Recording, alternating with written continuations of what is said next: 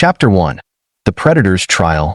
In the massive amphitheater of the Galactic Union, where luminescent technology blended with ancient architecture, representatives from thousands of species gathered.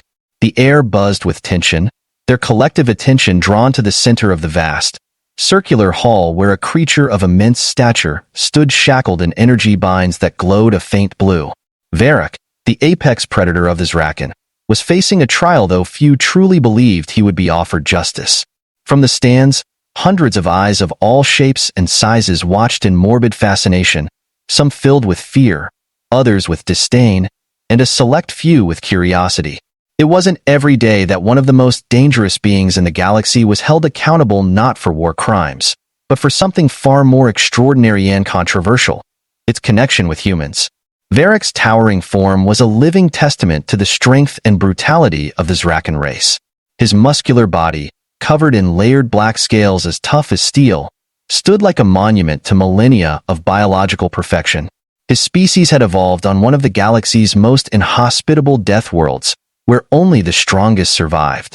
His eyes, glowing faintly with a predatory yellow hue, scanned the crowd but gave away nothing.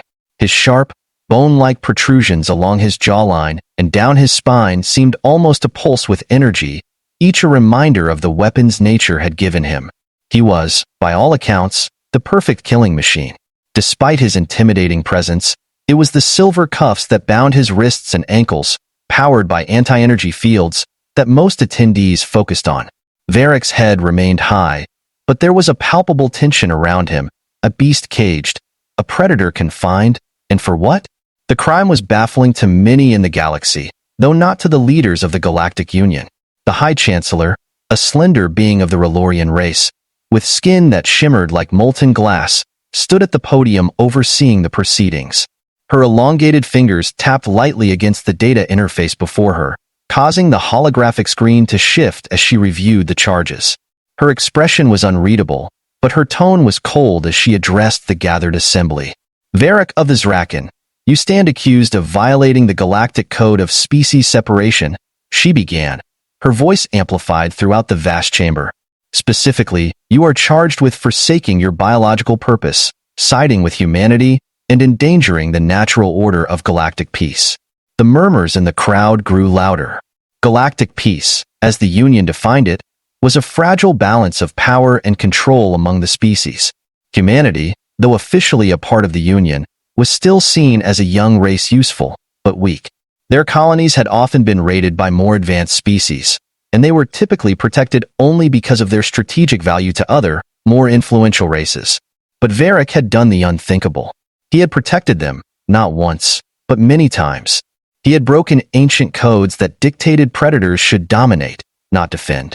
A representative from the Solari race, gelatinous beings known for their venomous diplomacy, oozed forward to speak. The Zrakan have always been our shield against human expansion.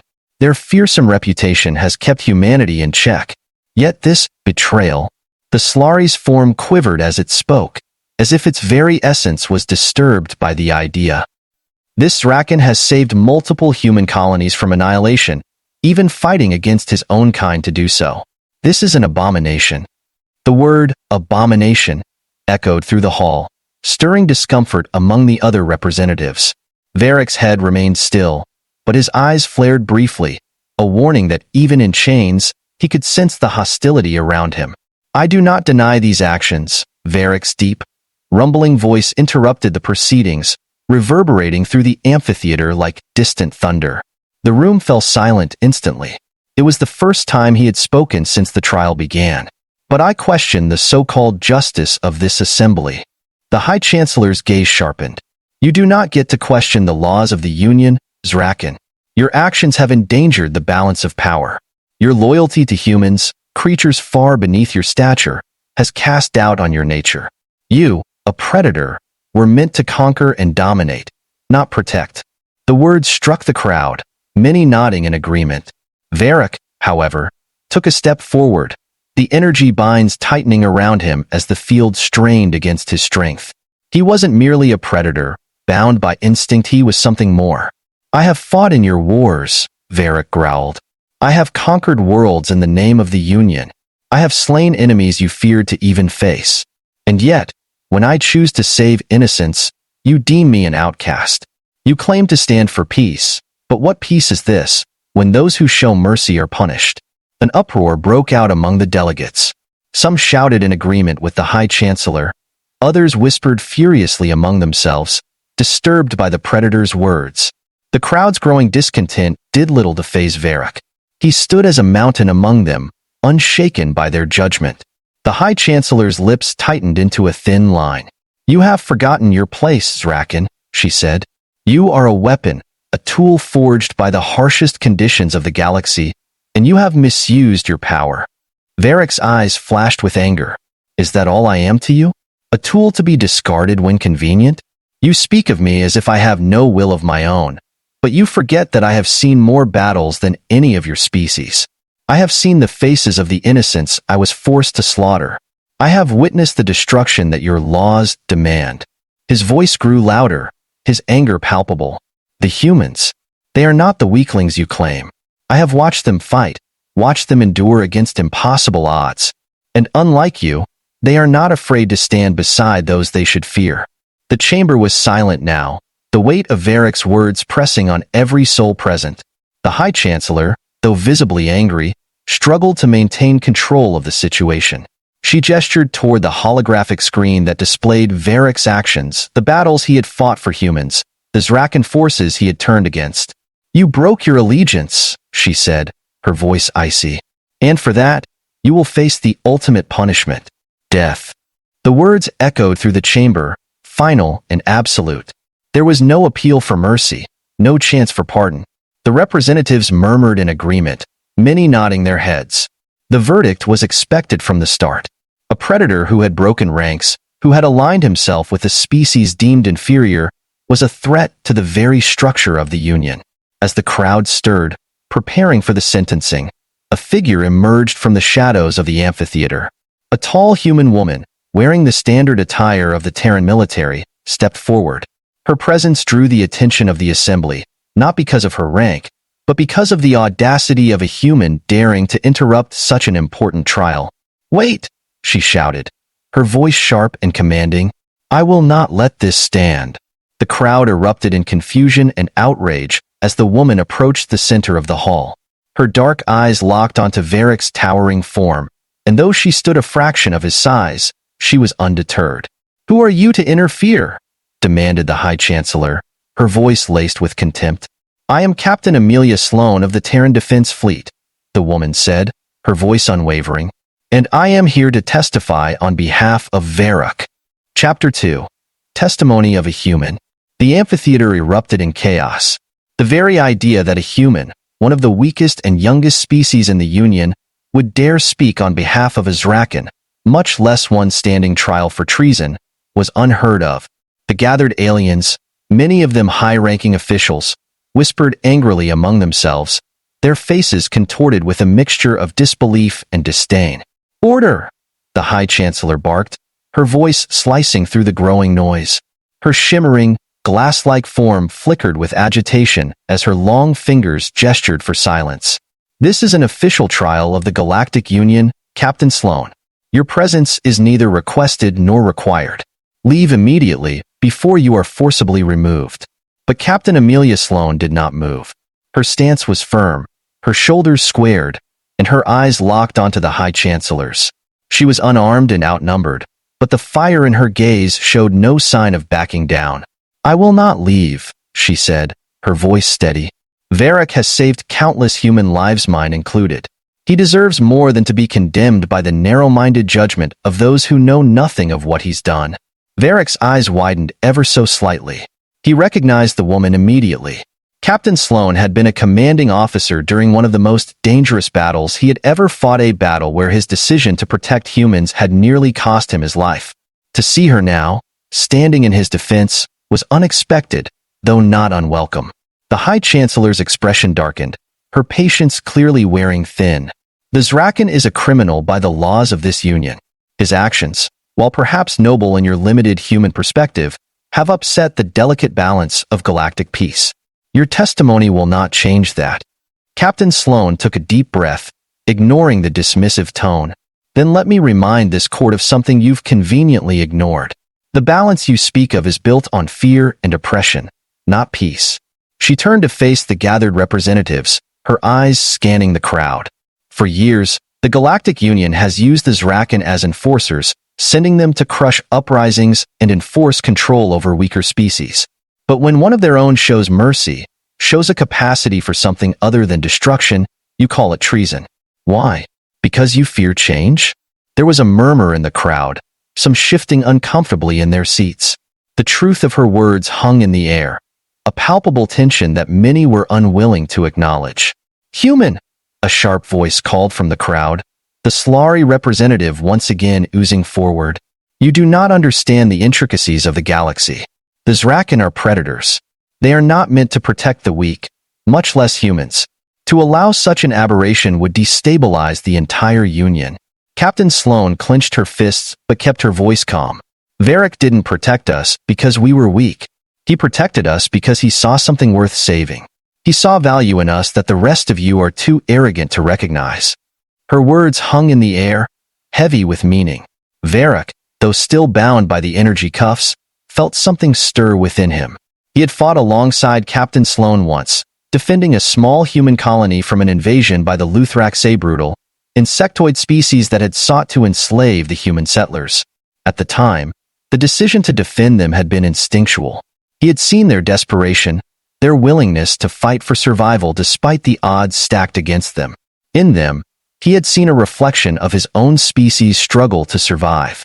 The High Chancellor's expression remained cold and calculating. This is not a matter of sentiment, Captain Sloan. The Zrakan's actions defy the natural order. Their kind exists to conquer, not to nurture alliances with inferior species. You call us inferior, Sloan shot back. But it was humans who stopped the Luthrak's invasion when the Union failed to act. It was humans who brokered peace between the Vraxian rebels and the Gentari. We may be young, but we've earned our place in this galaxy. Varric saw that. For a moment, the room was quiet, the weight of her words hanging in the air. The High Chancellor's glassy skin flickered with iridescence as she considered the captain's impassioned speech. Even if that were true, she said slowly, the laws of the Union are clear. Varric violated his oath to the Zrakan people and acted against the interests of the Galactic Union. His punishment will stand. Sloan clenched her jaw, her frustration evident. She had expected resistance, but the rigidity of the Union's laws left little room for appeal. She turned back to Varric, her expression softening slightly. I know what you're thinking, she said, her voice lowering so only he could hear. That this is the end. But it's not. I won't let them take you without a fight. Varric's gaze met hers, and for the first time since the trial had begun, he allowed himself a moment of vulnerability. He had accepted his fate long before he was brought to trial. In his mind, there had been no chance of escape. But now, seeing Sloan standing before him, defying the most powerful beings in the galaxy on his behalf, he felt a flicker of hope. I do not fear death, he rumbled softly, his voice low and deep. But I will not allow you to suffer for my choices, human. Before Sloan could respond, the High Chancellor raised her hand, signaling the end of the proceedings. Enough, she declared. This trial has gone on long enough. Varric of the Zrakan, you are hereby sentenced to execution by molecular disintegration. The sentence will be carried out immediately. The crowd erupted once again, a mixture of approval and shock rippling through the gathered representatives. Sloane's eyes widened in horror, and she instinctively reached for her holster only to realize she was unarmed. No, she shouted, her voice desperate. You can't do this. The High Chancellor ignored her, turning to the executioner, a hulking being from the Prelar race, known for their cold efficiency in carrying out sentences. The Prelar approached Varric, raising a cylindrical device that emitted a low hum, the disintegrator. But just as the Prelar activated the device, something unexpected happened. The ground beneath the amphitheater trembled, a low rumble that quickly grew into a violent shaking. The walls began to vibrate, and the lights flickered ominously. The crowd gasped in panic as the entire structure shook, and a deafening roar echoed through the hall, a sound so primal, so terrifying, that it sent chills down the spines of everyone present. Sloane's heart raced as she looked around, trying to make sense of the chaos. "What's happening?" she shouted over the noise. Varric's eyes narrowed, his senses attuned to something the others could not yet perceive. "They're here." "Who's here?" Sloane asked, fear creeping into her voice. But before Varric could answer, the walls of the amphitheater cracked and the roof caved in, revealing the darkened sky above.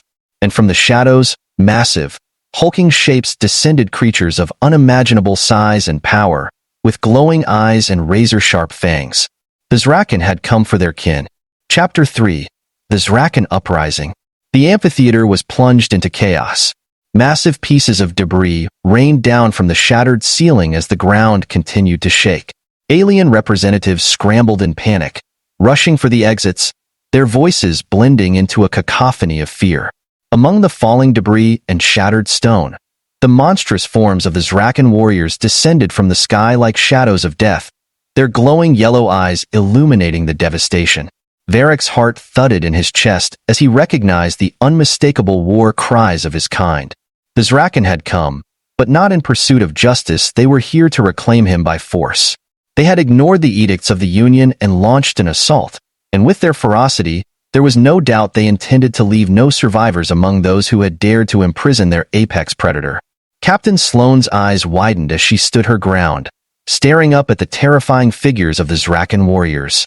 Each of them was as imposing as Varric, towering, heavily muscled, and equipped with the same thick, black scales that made their species nearly indestructible. They moved with the speed and grace of predators on the hunt, and their primal roars sent shivers down her spine. "What have you done?" she breathed, glancing toward Varric. "They'll kill everyone here." Varric, still bound in his energy restraints, gazed at the destruction with a mixture of awe and regret. He knew his people well. They had been bred for war, raised on a world that rewarded strength and brutality above all else. The concept of negotiation or mercy was foreign to them. For the Zrakan, Varric's captivity was a stain on their honor, and they would tear apart the entire Union to erase that shame. "I did nothing," Varric said, his voice strained. "They came of their own accord. To them, this trial was an affront and insult they cannot tolerate." The High Chancellor, her once shimmering form now dulled by fear, struggled to regain control of the situation. "Guards! Stop them! Protect the council!" she shrieked, but her commands were drowned out by the roar of the invading Zrakan warriors.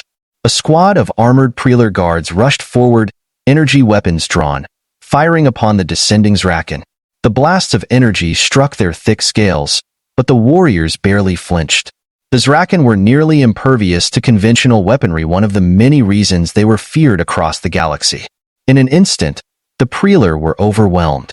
Zrakan claws ripped through their armor with ease, and the guards fell like brittle toys before the unstoppable tide of predators.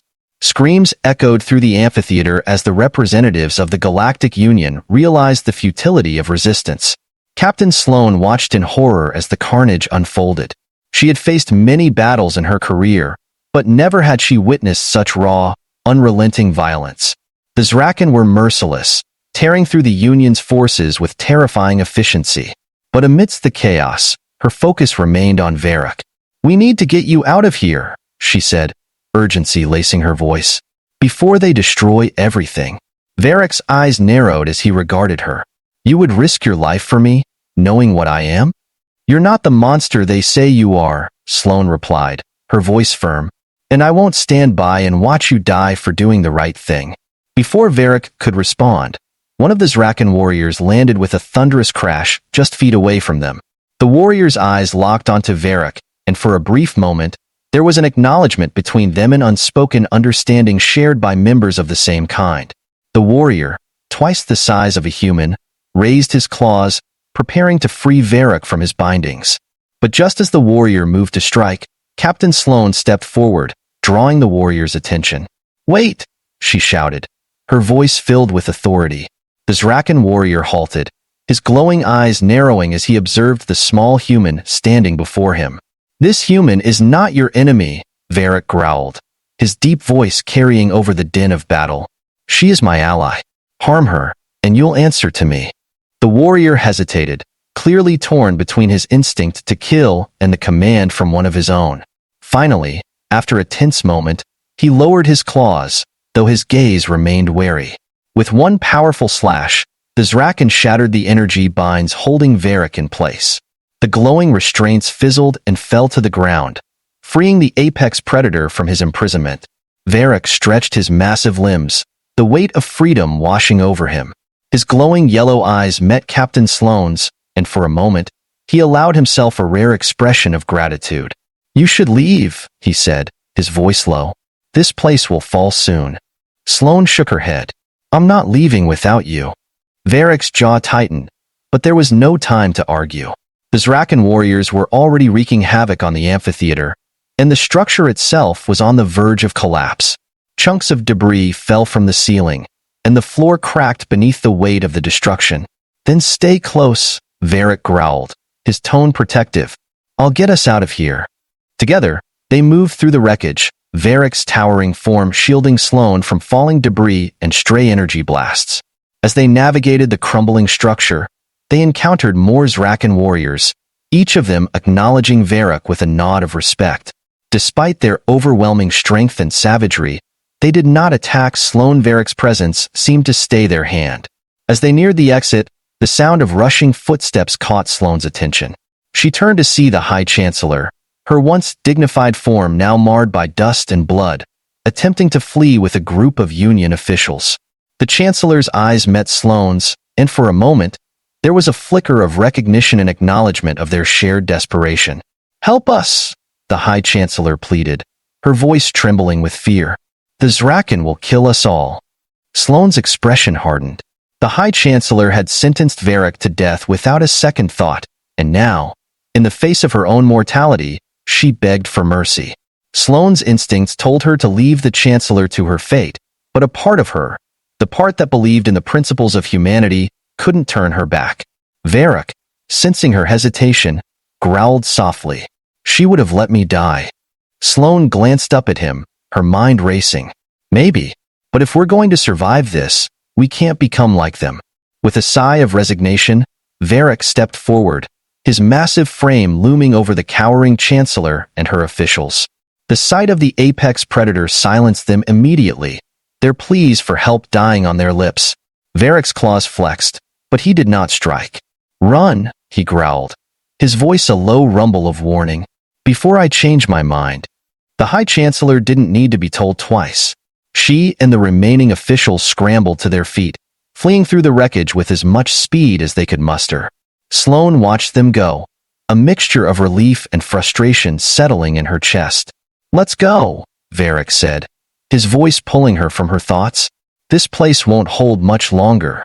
They made their way toward the exit, dodging falling debris and stepping over the bodies of fallen guards. The battle outside the amphitheater raged on, with the Zrakan forces continuing their assault on the Union's defenses. Explosions rocked the ground, and the sky was filled with the roar of ships engaging in aerial combat. But as they finally reached the open air, a new threat appeared on the horizon. Hovering above them, descending from the sky like a vengeful god, was an enormous Union warship, its cannons aimed directly at the Zrakan forces. The ship's massive silhouette blotted out the stars, and its engines roared as it prepared to unleash devastation upon the battlefield. Sloane's heart raced. "They're going to wipe us all out." Varric's eyes narrowed as he stared up at the ship. "Not if I can help it." Chapter 4. A Reckoning in the Stars. The ground shook beneath their feet as the massive Union warship hovered overhead, its cannons glowing ominously as they charged to fire. The Zrakan forces below continued their rampage, but even they paused briefly to glance up at the imposing ship that threatened to obliterate everything in its path. Sloane's heart pounded in her chest as she watched the colossal warship prepare to unleash its wrath. She could feel the heat building in the air, the sheer power of the Union's weaponry aimed not only at the Zrakan but at anyone still within range, including her and Varric. "This is insane," she muttered, scanning the battlefield in desperation. "They're going to level the entire city to stop your people." Varric's eyes never left the sky, his expression hardened by the grim reality of what was coming. He had faced countless threats in his lifetime, but never had he been so aware of the fragility of those around him. The humans he had grown to protect, Captain Sloane by his side, they would not survive a direct assault from a Union warship of this magnitude. The cannons on the warship hummed louder, their charge nearing completion. In seconds, they would rain down destruction.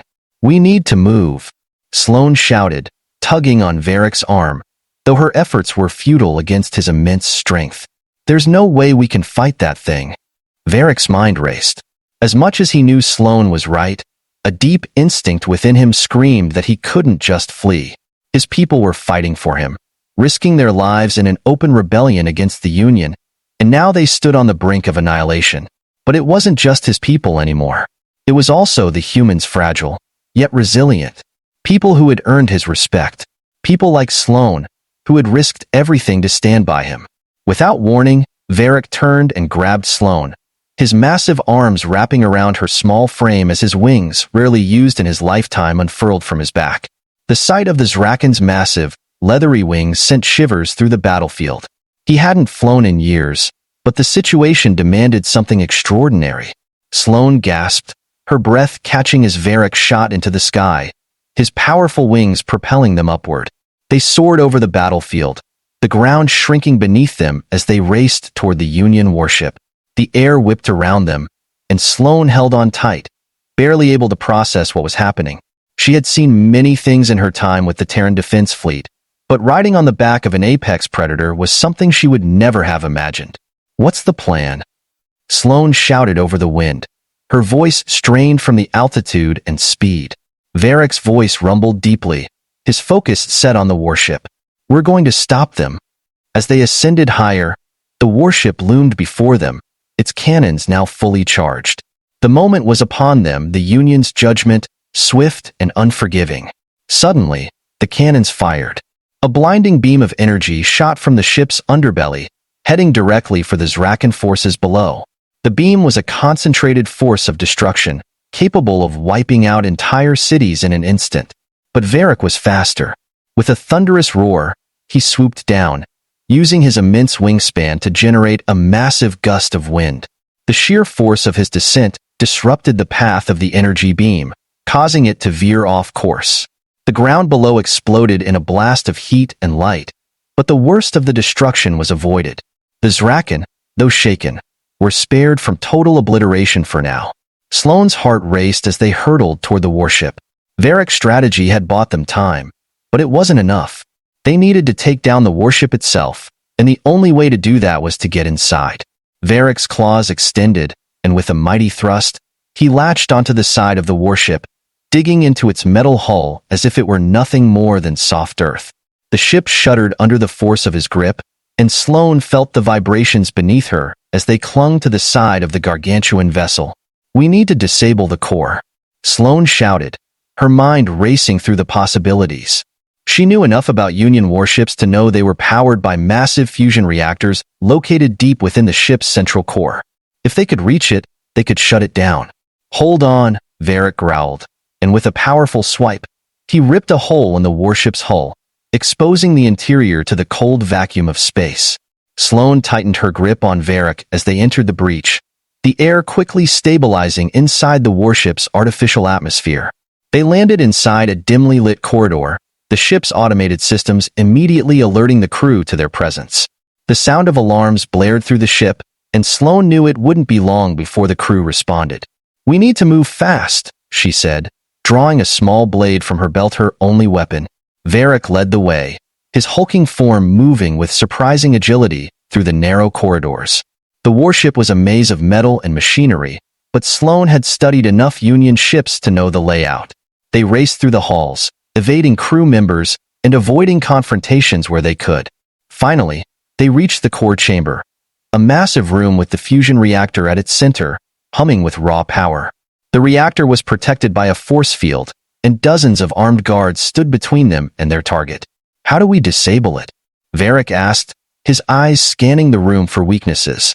"There's an emergency override panel," Sloane said, pointing to a console on the far side of the chamber. "If we can reach it, we can shut the reactor down and disable the ship." Varric's eyes narrowed as he assessed the situation. The guards were heavily armed, and while he could take them down, it would take time they didn't have. "Stay behind me," Varric growled, and without another word, he charged into the fray. The guards reacted immediately, opening fire with energy rifles, But Varric was a force of nature. His scales deflected the blasts as he tore through the ranks of soldiers, his claws slashing through armor and flesh with ease. He moved with the precision of a trained predator, taking down enemy after enemy with ruthless efficiency. Sloane followed closely behind, using Varric's imposing form as cover as they made their way toward the override panel. The air was thick with the smell of burning metal and ozone as the battle raged around them, but Sloane's focus remained on the console ahead. Finally, they reached the panel. Sloane quickly began inputting the commands to disable the reactor, her fingers flying over the controls as the reactor's core pulsed ominously in the background. "Hurry," Varric growled, holding off the remaining guards as they attempted to regroup. "I'm working on it." Sloane snapped, sweat dripping down her forehead as the reactor's failsafe systems fought against her override. Just as the guards began to overwhelm Varric, the console beeped. Sloane had done it. Reactor shutdown initiated, the computerized voice announced. The reactor's hum began to fade, and the lights flickered as the warship's power systems shut down one by one. The force field protecting the core dropped, and the ship's engines powered down. "We did it," Sloane gasped, her chest heaving with exhaustion. Varric turned to her, his eyes gleaming with a mixture of relief and satisfaction. "Then let's get out of here." With the reactor disabled and the warship powerless, the Zrakan forces on the ground had the upper hand.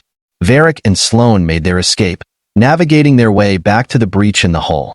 As they emerged into the open sky once more, the battlefield below had transformed. The Zrakan were victorious, and the Union forces were in full retreat. The warship, now powerless, drifted aimlessly in the sky. Sloane collapsed to the ground as they landed, her body aching from the ordeal. She looked up at Varric, who stood tall and proud, his wings folded behind him. "You saved them," she said softly, her voice filled with awe. "You saved us all." Varric's gaze softened as he looked down at her. It was never about saving one species. It was about stopping the cycle of destruction. Sloane smiled, exhaustion overtaking her. "Maybe the galaxy isn't ready for peace yet, but thanks to you, they've got a fighting chance." And as the dawn broke over the battlefield, Varric, the apex predator once sentenced to death for his love of humanity, stood victorious, an unlikely hero in a galaxy filled with chaos.